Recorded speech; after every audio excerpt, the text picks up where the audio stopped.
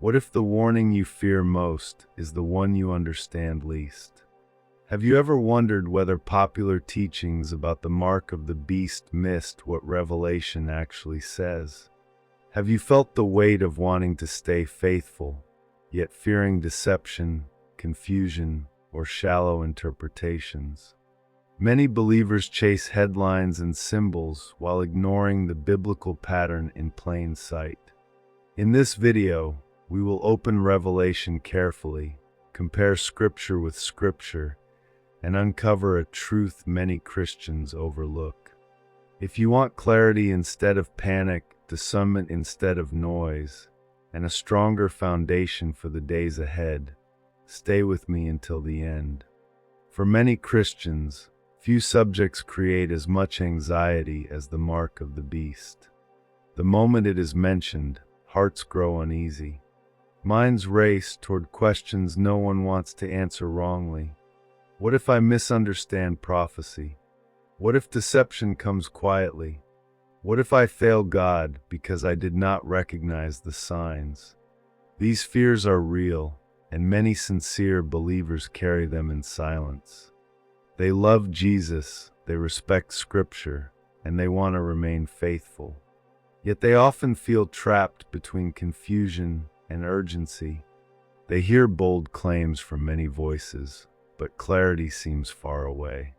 But notice something important. God does not warn His people in order to paralyze them. He warns them to prepare them. Jesus said, "Do not let your hearts be troubled." That means fear may appear, but it was never meant to rule you. Revelation was not written to create panic. It was given to reveal truth, strengthen endurance, and point believers back to the victory of Christ.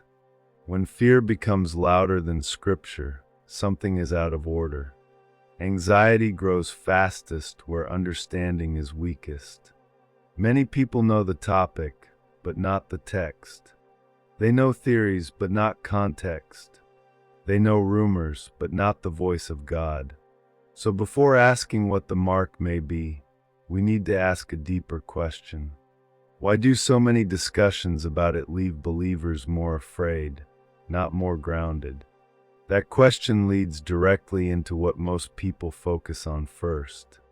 When many people talk about the mark of the beast, they begin with objects. They begin with technology, money systems, surveillance, global control, or a future political leader. The conversation quickly moves to inventions, policies, and predictions. For some, the entire subject becomes a puzzle of external signs. Those things may have relevance, but there is a danger in starting there. If we begin only with visible systems, we may miss the deeper issue Revelation keeps returning to. Scripture often teaches that what happens outwardly is connected to what has already happened inwardly. Actions reveal allegiance. Choices reveal worship. Behavior exposes trust. Throughout the Bible, people did not fall away only because of force. Many fell through compromise long before open rebellion appeared. Israel repeatedly adopted the patterns of surrounding nations because their hearts were slowly pulled away from God. The visible act came later. The inner surrender came first. Jesus taught the same principle. He said the mouth speaks from the abundance of the heart. In other words, what appears on the outside is often the fruit of something ruling within. Revelation continues this biblical pattern. It shows powers demanding loyalty, devotion, and obedience. External pressure matters, but inward submission is the true battlefield. This is why focusing only on devices or headlines can be misleading. A believer may spend years watching world events while ignoring the condition of the soul. Someone may fear future systems yet tolerate present compromise. That is not discernment. That is distraction.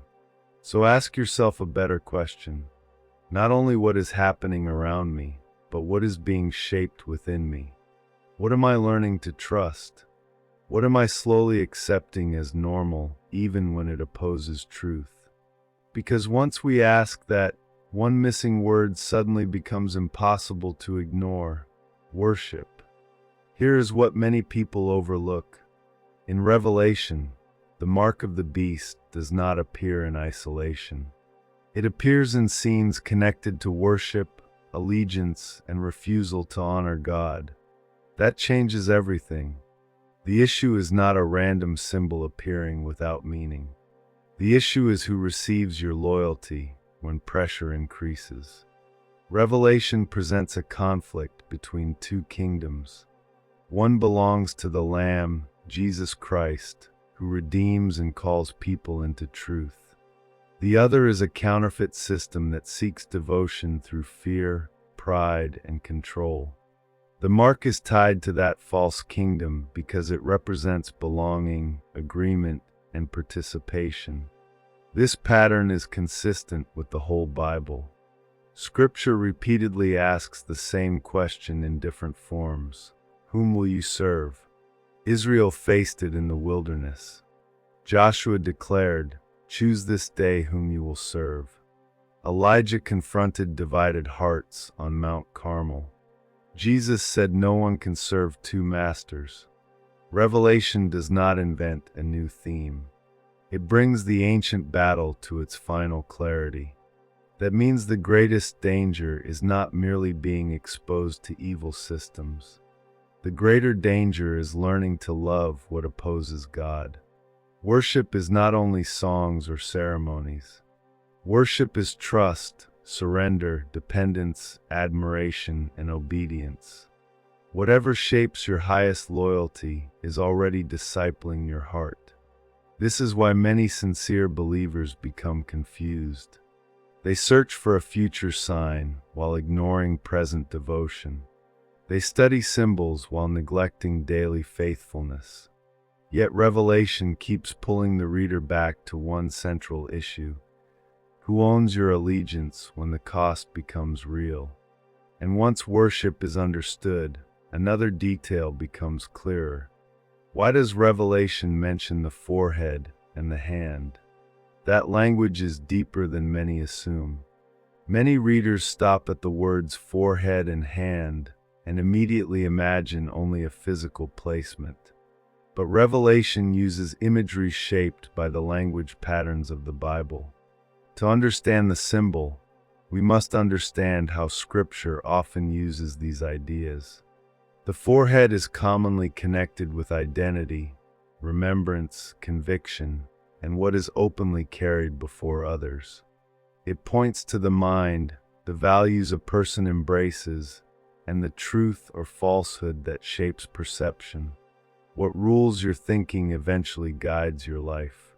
The hand often represents action, labor, deeds, and what a person actually does in the world.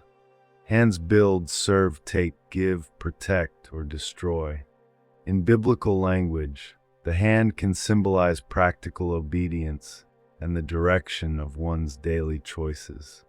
When Revelation joins forehead and hand, it presents a complete picture: thought and action, belief and behavior, inner agreement and outward participation. A power does not need to own only your ideas or only your habits. It seeks both.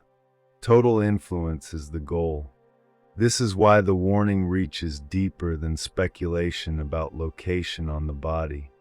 Scripture is exposing the danger of minds shaped by lies and lives governed by compromise. A person may reject truth internally long before any visible sign appears. Another may keep religious language outwardly while actions reveal another master. So ask yourself two honest questions. What is shaping my mind every day? What is directing my choices every week? If Christ is absent from both thought and action, drift is already taking place. This also explains why so many believers miss the point. They often read Revelation through modern fear before reading it through biblical context. And that mistake has consequences.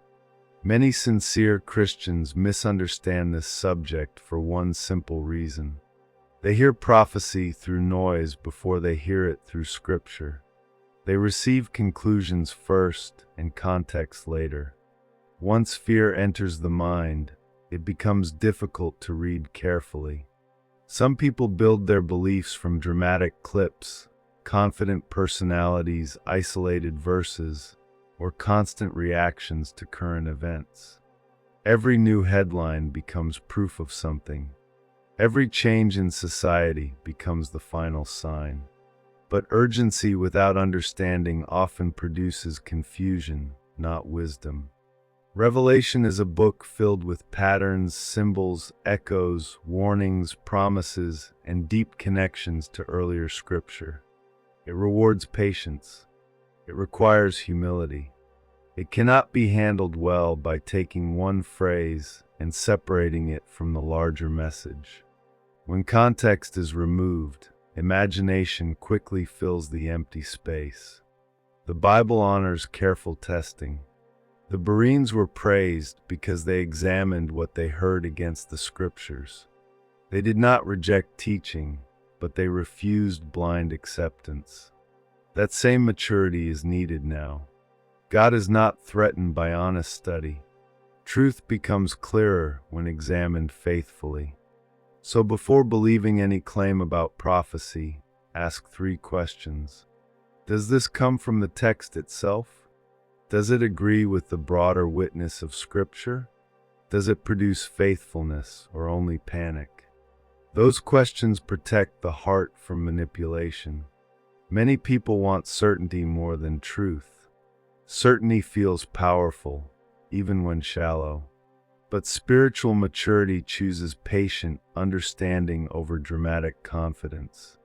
And once shallow interpretations are set aside, a more practical question rises. If the final fulfillment is still ahead, can the spirit behind it already be seen in the world today? The answer deserves careful attention. Even if the final form of the mark belongs to a future moment, the spirit behind it can already be recognized in seed form today. Scripture often shows that large rebellions begin as small habits. Great falls are usually prepared by quiet compromises. What does that look like now? It looks like denying truth for convenience. It looks like silencing conviction to keep approval.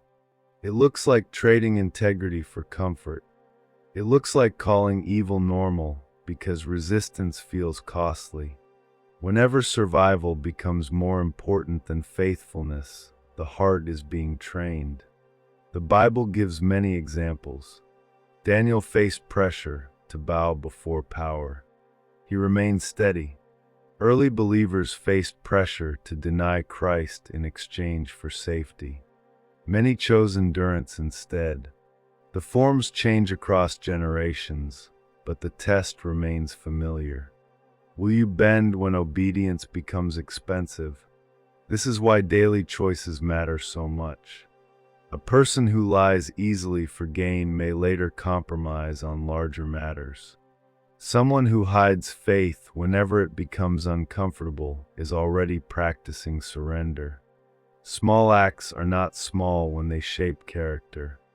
Many people imagine they will stand firm in a future crisis while repeatedly yielding in present private moments. But courage is rarely invented overnight. It is built quietly through repeated faithfulness when no one applauds. So do not ask only whether you could resist someday. Ask whether you are resisting now. Are you truthful when dishonesty would help you? Are you loyal to Christ when silence would be easier? Are you obedient when compromise seems harmless? These questions move the discussion from speculation to discipleship. And that leads to the most important question of all. How can a believer be ready without living in fear? Many believers think readiness means decoding every symbol, tracking every trend, or living in constant suspicion. But biblical readiness is far deeper and far calmer than that. Readiness is loyalty to Jesus when confusion surrounds you. A person rooted in truth is harder to deceive. A heart trained to love Christ can recognize counterfeits more clearly. This is why Scripture repeatedly calls believers to remain watchful, steadfast, and enduring. The focus is not obsession with darkness, but faithfulness in the light. Jesus taught his followers to stay awake spiritually. He spoke of lamps burning, servants prepared, hearts sober, and lives ready. Revelation praises those who persevere. Victory is not described as cleverness alone. It is described through endurance, testimony, and devotion to the Lamb. So how do you prepare now? Know Scripture personally, not secondhand. Let prayer become daily dependence, not emergency reaction. Refuse secret compromise while it still appears small. Practice courage in ordinary conversations. Worship sincerely when no one sees. The hidden life often determines public strength later. Many want dramatic answers while neglecting basic disciplines. Yet a steady believer who walks with God each day may be more prepared than someone who studies prophecy endlessly but ignores obedience. Fear loses power when faith becomes active. Anxiety weakens when truth becomes familiar. Confusion fades when Christ becomes central. This means you do not need to live scanning every headline. You need to live abiding in the one who never changes. The safest place is not perfect prediction. It is faithful relationship with Jesus. And once that is understood, the final warning of Revelation becomes clearer, and so does its deepest hope. The greatest danger is not that a sincere believer accidentally stumbles into deception while honestly clinging to Christ. The greater danger is something slower and quieter. It is the gradual surrender of the heart while everything appears normal on the surface. A person can speak religious words while loving comfort more than truth. A person can admire faith publicly while privately serving fear, pride, money, or approval. This is why Revelation warns with such seriousness. God sees deeper than appearances. He looks beyond labels and into allegiance. But the book of Revelation is not centered on the beast. It is centered on the Lamb. Jesus stands at the heart of the story as the victorious King, the faithful witness, and the one who knows his people. Warning exists because mercy still calls. Judgment is real, but so is redemption. This means believers do not have to live fascinated by darkness. We are called to remain devoted to Christ. Let your mind be marked by truth. Let your hands be marked by obedience. Let your life be marked by love, courage, and faithfulness. When lies multiply, stay anchored in Scripture. When pressure rises, stay steady in prayer. When compromise becomes common, remain different with humility and strength. The one who belongs to Jesus is not helpless in confusing times. Many ask, how do I avoid deception? A deeper question is this: am I walking closely with the shepherd now? Sheep recognize the shepherd's voice because they stay near him. So do not live obsessed with the mark of the beast. Live surrendered to the Lord of glory. If Christ rules your heart, your discernment grows, your courage deepens, and fear begins to lose its grip. That is the real warning, and that is the real hope.